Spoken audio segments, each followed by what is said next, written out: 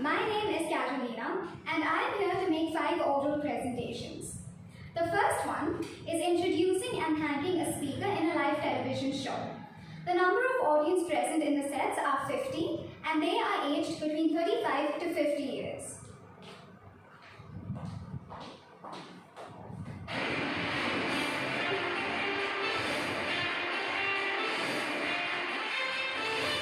Across time, the strife against acid attack has been gaining momentum. However, a disturbing fact is that women have been getting more attention than men. This is a matter of immense ignominy since 40% of the victims are men. On this platform, we have had a variety of speakers sharing their expeditions that drove them from rags to riches. But today, present amongst us is a man who proved and showed this world that violence knows no gender. Mr. Chandrahas Mishra was attacked by his landlord's son for standing against and opposing a criminal who was passing lewd comments against the women who passed by. After falling prey to this brutal act, he had to undergo 20 to 30 agonizing medical surgeries, became a victim of the Indian judicial system, and stepped into financial crisis. When most people believe that life after such a tragic mishap is never going to be the same, Mr. Chandrahas Mishra came up to inspire millions with his struggle story. So let us put our hands together and invite the man who proved that acid might destroy his face but can never destroy his dreams. Please come and have a seat.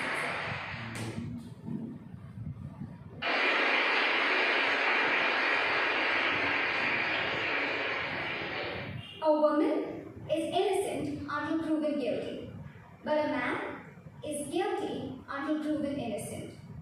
These words unfortunately seem to be true in your case. Until yesterday, I had only heard of stories where the victim files a complaint against the criminal. But the incidents in your life, sir, reflect otherwise. You had to first prove that you are innocent before proving that the criminal is guilty because of the criminal's act of filing a counter case against you. Your legal battle, sir, has undoubtedly inspired everybody who's struggling for justice. In 2013, the ban on the sale of acid was imposed. 7 years later, today, this withdrawing substance that destroys lives continues to be sold like any other commodity. Moreover, such cases are supposed to be tried in a fast-track manner, but they are still being dragged in the ordinary courts like any other ordinary dispute. And after listening to your story, I have realized that the price of a human life in our country is valued at rupees 60, which is the price of a bottle of acid. At this instant, sir, I have nothing to say but just one. I would be loved to be a part of your NGO so that I can get a chance to bring a change in an area that deserves it the most.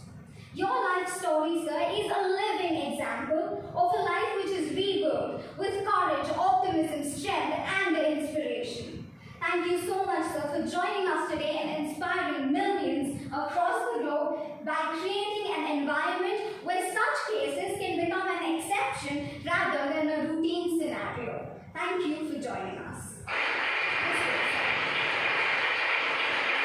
And I will see you after a short commercial break.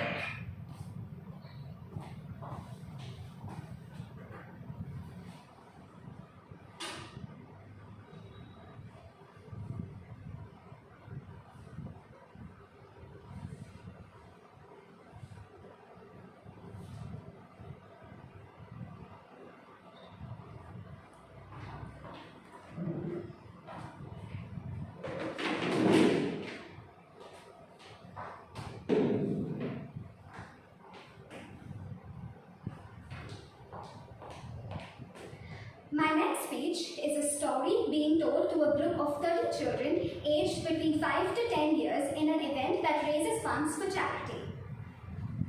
Sit down. Sit down. Sit down.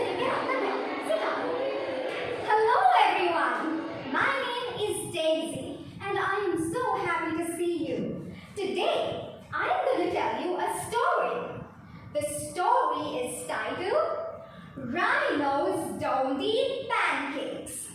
So one day, when I was having pancakes for breakfast, a huge, big, fat rhino came thumping into the kitchen and snatched my pancakes. I ran to Mommy and I said, Mommy, Mommy, there's a huge, big, fat.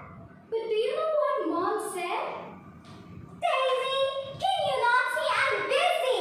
Go and tell your dad. He'll catch it in a mug and throw it away. And then I ran to Daddy and I said, Daddy, this is huge. But Dad said, Daisy, I'm busy. The spider can wait.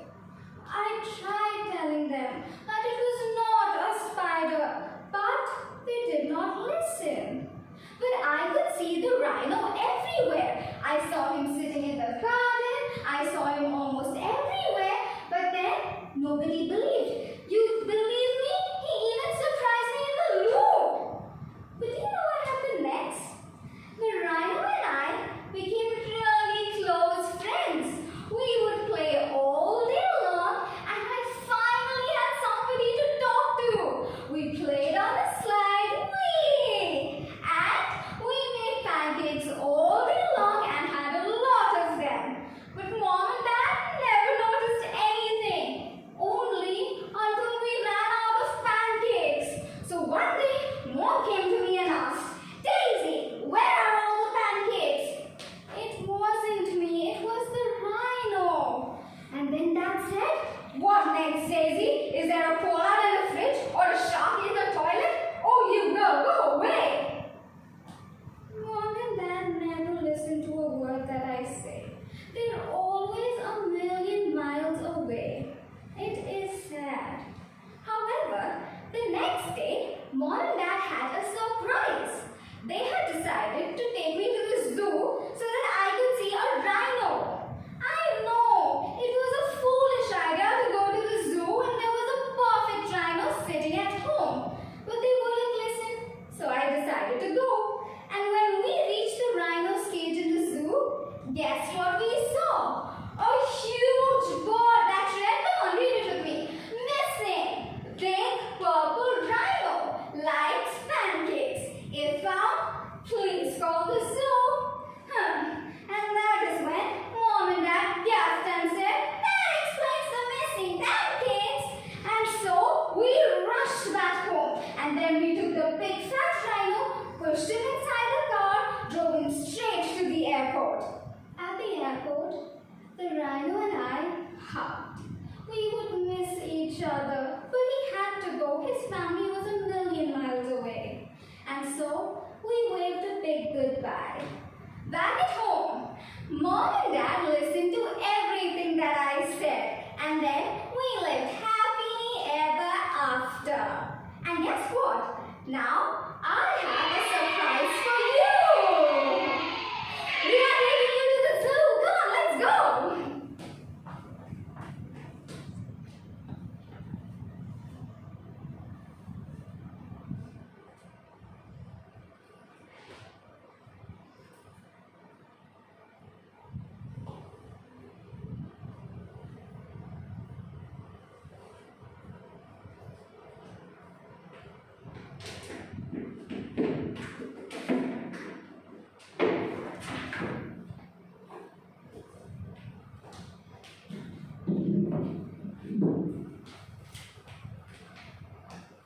My next speech is a news feature being told at 2 different radio stations.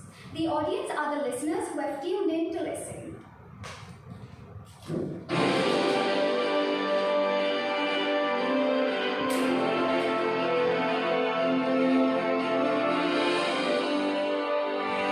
Good morning and welcome to FM Radio. This is your RJ Karoleena and I bring to you the most updated news in town. Today, in our section newsletters, we have the most important question to raise. The freedom of speech has been guaranteed in every democratic society. However, the incidents that have taken place today make us question the validity of this right. On 24th November 1949, when Dr. B.R. Ambedkar launched the Constitution, he had a fear. He feared on what will happen to India after she attains her independence. His fear was that not only has India lost her independence once,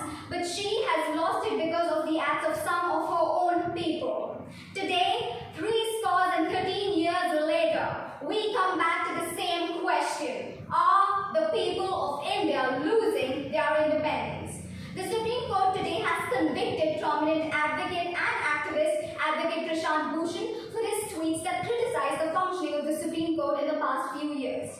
The court has also imprisoned him to a symbolic fine of ₹1. The principles of liberalism and democracy imbibed in our constitution guarantee to us the right to free speech.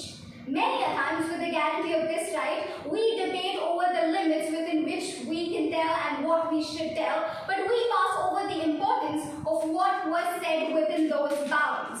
Today, the Supreme Court, by convicting Advocate Bhushan, has not only ignored what he has said, but has made us question the validity of the rights that have been guaranteed to us.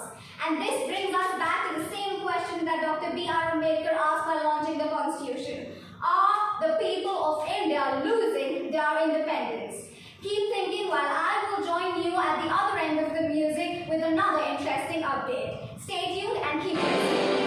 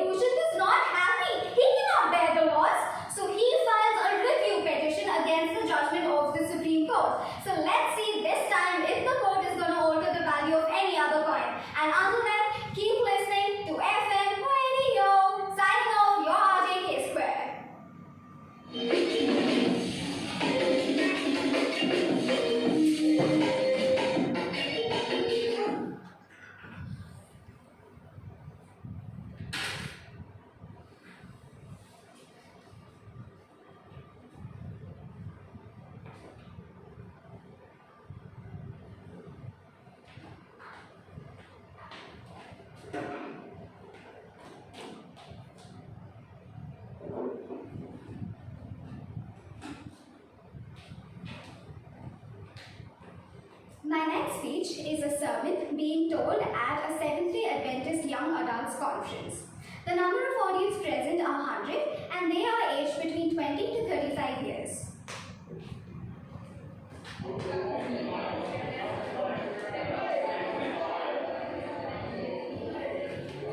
3 seconds left in the fourth quarter.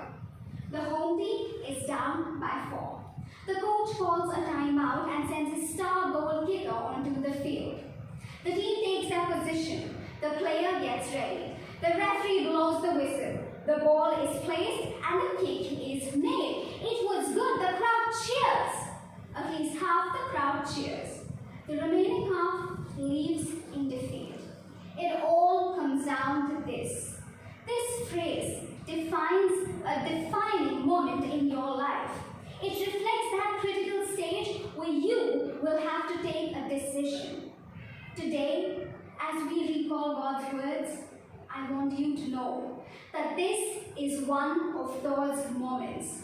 This is one of those times where you will have to take the most important decision of your life. The story of the birth, death, and resurrection of Christ Jesus are events that transformed the history of this world, and they were all very unique. The birth of Christ Jesus was unique, but he was born just like you and I were born. Then what makes his birth unique? It's the fact that he was born of a virgin, totally untainted by the sins that you and I inherit at birth. His death was also unique, but then he was not the first person to face Roman executions. In fact, he was prosecuted along with 3 other criminals that day. But what makes his death unique is the fact that he paid the price for your sins and mine, satisfied the judgment of God, and purchased salvation for all those who will turn towards him in faith. Amazing, right? And now coming to his resurrection, which was also unique. But again, he was not the first person to be resurrected. In fact, everywhere he went, he was known to turn many funerals into festivals. But what makes his resurrection unique is that everybody else who died and rose again, died again. Their resurrection was only temporary. But Jesus Christ died once, rose again, and lives forevermore. Amen? Then in that day, who went to tell about his resurrection had to hear a few tragic words. Many of them didn't believe them. Some of y'all today are going to leave this door after recalling this amazing story and are still not going to believe in it. But I challenge you today to consider God's claims. Remember, this is not a fairy tale or a myth. This is reality. He is alive. This, my friends, is one of those moments that differentiates between birth and death, between victory and failure, between winning and losing. And the decision that you are going to take today will determine if you are going to undergo a complete transformation of your life, or if you are going to remain under judgment, unsaved, and reject Jesus. In life, my friends, there are just 2 rules that you have to follow. Number 1, do everything to the best of your abilities. And number 2, trust in him. Because he who can raise the dead back to life can literally do anything. Finally, let me leave this stage with a reminder.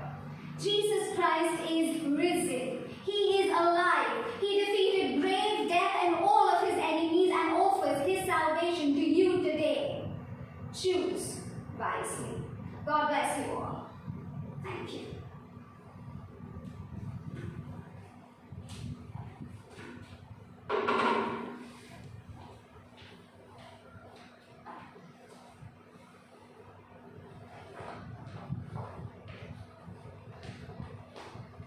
My last speech is a persuasive talk being told at a youth TEDx platform. The number of audience present are 200 and they are aged between 15 to 25 years.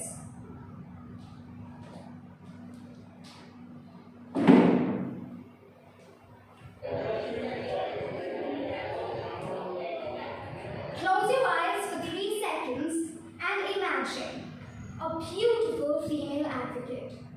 Open your eyes and recall what you saw. Wait, let me guess. A tall, fair woman with thick black hair wearing a black coat with flawless skin?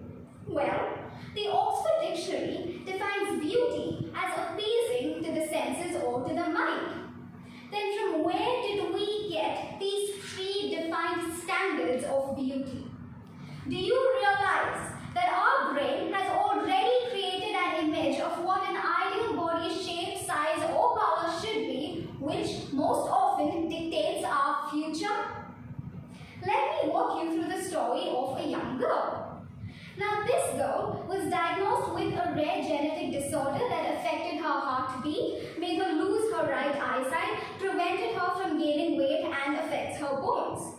At the age of 17, she was tagged as the world's most ugliest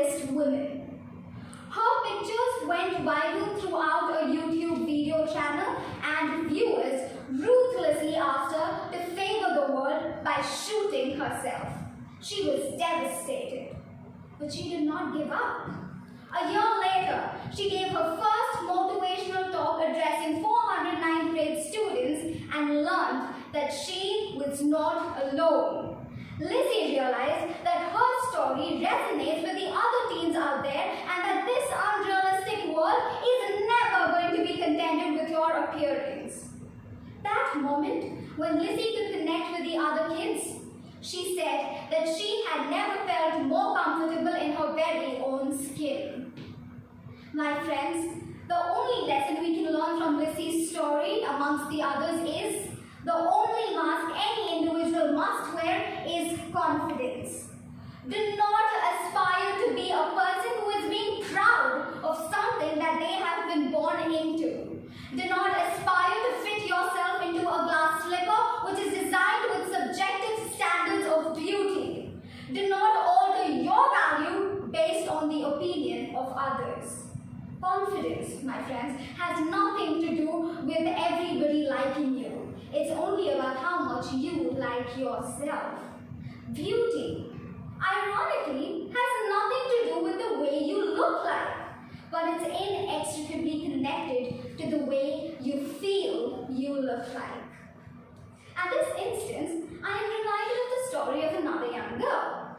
Now, this girl was very passionate about acting and she wanted to become an actor. So she attended all the auditions that came her way from a very young age.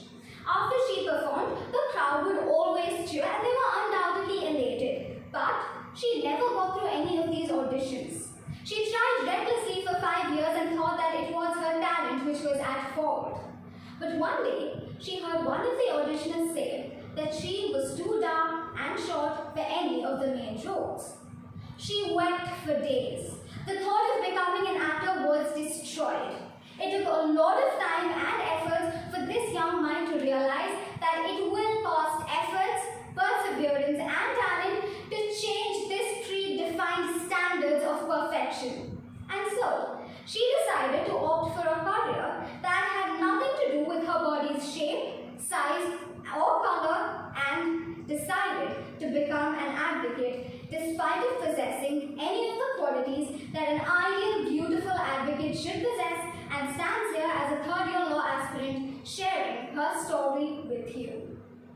In the words of Steve, there is nothing more beautiful than a person being unapologetically himself or herself, perfectly comfortable in their perfect imperfection. To me, that is the true essence of beauty.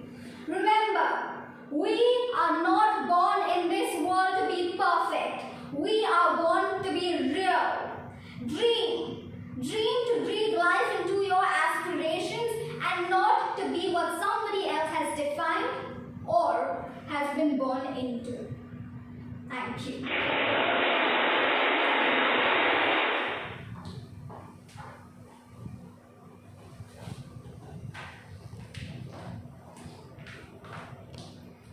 Moving on to my reflection task. So the first question is with respect to the performance program. So the starting point was actually skimming through the entire syllabus in order to understand what was expected from me. So once I got a brief idea about the same, I began choosing my speeches. So while selecting the topics, I had just one objective in mind, and that was to mean what you say and say what you mean. So it was this objective that influenced me by other various social prevailing problems in the outside environment. For example, in my first speech, I had decided to introduce and thank a male acid attack survivor in order to break the widespread belief that acid attack is a female-centered crime. And then I also took up topics like body shaming and the lack of freedom after expression with the guarantee of freedom of expression. So all these topics were undoubtedly inspired by the socially prevailing problems in the outside world, which either directly or indirectly somewhere down the line influenced and affected me personally in my life. And after choosing the topic, the next step was to plan the execution. So I first went on and decided the events that I would like to take part in, and then I went on to decide the number and kind of audience that I would be addressing. So when I was deciding this, the next I had to do was decide the structure of my speech. So to do that, I used the PREP method. So the P in PREP stands for points. So I jotted down all my points and contentions and everything that I would want to share. After doing that, I substantiated it with reasons because the R in PREP stands for reasons. And then the E in PREP resembles examples. So I further try to emphasize my point by giving a lot of relevant examples, or at least a few if not a lot. And then finally, I also incorporated my point of view, which is what the P in PREP stands for. So with this, I could successfully complete structuralizing my speech. And after I gave the structure to the speech, I decided on what all props I will be using while giving my speech and the entire stage setup. Also the accessories that I have to use in order to make my attire suit the respective speech. When all of this was decided, while executing the plan, I realized that I had to create variety and balance for the audience.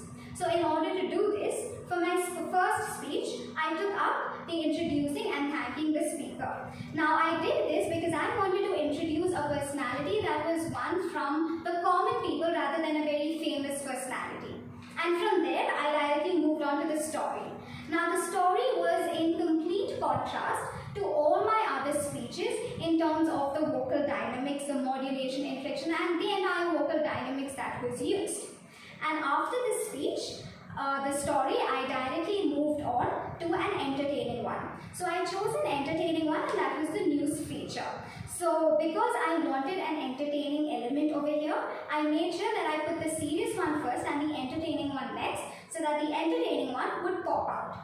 And after the entertaining news feature, I directly skipped to the sermon.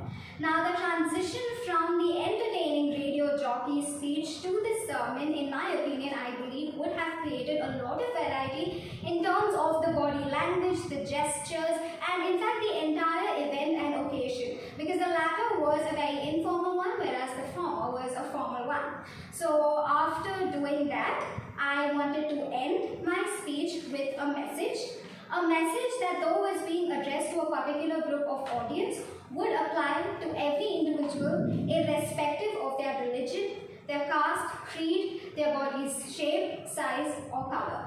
And that is why I chose to give a speech on body shaming. Now when I put everything into practice, I did realize that I require a lot of research while giving my story. Because I had never given a story before to and I never really interacted with children before. So this was really tough for me. So I began to observe how adults interact with children. I watched a lot of storytelling videos, and after doing that, I could get a brief understanding of how you're supposed to interact with children, what is the modulation, tone, the rhythm, and how do you engage them, how do you use PPTs to engage their attention, and how do you keep them in loop and keep them connected. So after I got a brief idea about the same, I realized that again I need research while I was imitating a radio jockey, because my voice did not match any of the radio jockeys that I knew or came across. So that is why I began to watch a lot of news channels, and I observed their body language and gestures, and I also attended a lot of entertaining news channels to see what is the difference between the two of them and how they convey things in contrast to the ones that a serious news channel does. So with this research, I hope that the radio jockey came out to be like a radio jockey. And after that, I also required a little amount of research while introducing and thanking the speaker, because I wanted to know what he usually speaks when he attends events, because that was a real life example. So I watched a lot of his speeches, and I drafted my thank you speech based on the stories that he shared in his videos. So that is how I could complete researching for my entire preparation program and complete planning and hopefully successfully execute it as well. So moving on to the second question, which is with respect to the challenges that I faced. So it might be surprising, but the biggest challenge that I faced was shifting from one speech to the other. So wearing the appropriate attire in between the speeches, adjusting the props on the stage, replacing the props back in their position was all a little tough for me, because I had to do it within the prescribed time limit, and every time I put the speeches together, I would exceed the time limit. So that made it tough for me, and in order to tackle this challenge, I began arranging all the attires and the accessories that I would be wearing in a chronological sequence according to the order of my speeches. I also arranged the props that I would be using in order so that it will be easy for me to take it and keep it back. So after I did this, I also recorded the entire process from the beginning to the end in order to identify those areas which looked messy on stage and those areas where the props or attire never fit the event. So doing this gave me a brief understanding of where I had to correct myself, and that undoubtedly helped me a lot. So throughout tackling my challenge, one thing that I discovered was that stage presence, though many of us, at least I, did not concentrate much on it, is an imperative part of any speech, and it has an inevitable element that is attached to it. So it has to be practiced while preparing your speech as well. So next time, if I am faced with a similar situation, I would ensure that I reserve 30 seconds for my stage setting up and for altering my attire, so that I would not have to cut down sentences after preparing my entire speech, which I had to do this time. So I would make sure that I don't repeat this mistake. And finally, while discovering and going through this challenge process, I realized that my limitations were panicking and getting over enthusiastic about the entire process. But I also discovered that my strength was focusing. So by using the tool of focusing, I can literally overcome my biggest challenge in a very calm and composed manner. So this is how I tackled my biggest challenge. Moving on to the last question, which is with respect to my physical and vocal health. So before beginning with this entire practice and performance, I knew that safe practice is an element which will make or change the game. I knew that hours of efforts would be put to stake if I do not pay attention to this, or if I compromise on safe practice. So keeping this in mind, and the entire current unfortunate pandemic that we have been put through, I decided to continuously use masks while practicing, and I also used sanitizers very often. I ensured that all the props that I used were sanitized before and after their use as well. So this is how I maintained my safety precautions, and I also made sure that I didn't hurry when I was running from one speech to the other so that I don't fall and break my legs. So that's how I ensured that I was safe. The next thing was to work with an audience. Unfortunately, because of the threats that the current pandemic had posed, I could not work with an audience, but I did compromise on it by imagining an audience, and I took the aid of technical assistance like technical murmurs and clapping sounds in order to help me imagine the audience. Now, fitting the appropriate clapping sound and the murmur sound according to the strength of audience that you have chosen was really crucial, but then it did give me a really good understanding of the technical skills that were involved in public speaking, about which I was not aware before. So that helped me a lot over there. So after tackling the problem of not having an audience, I realized that the most important thing that put me through and kept me comfortable throughout the entire process was my physical and vocal health. So in order to maintain this, I controlled my diet. I made sure that I did not take a lot of cold stuff or anything that would affect my throat. And I also regularized the practice of drinking lukewarm water. And I regularized the practice of taking and doing my breathing exercises twice a day. So this, I believe, helped me in increasing my energy and maintaining my stamina so that I can successfully complete this preparation program. And I hope I have done justice to it. Thank you so much.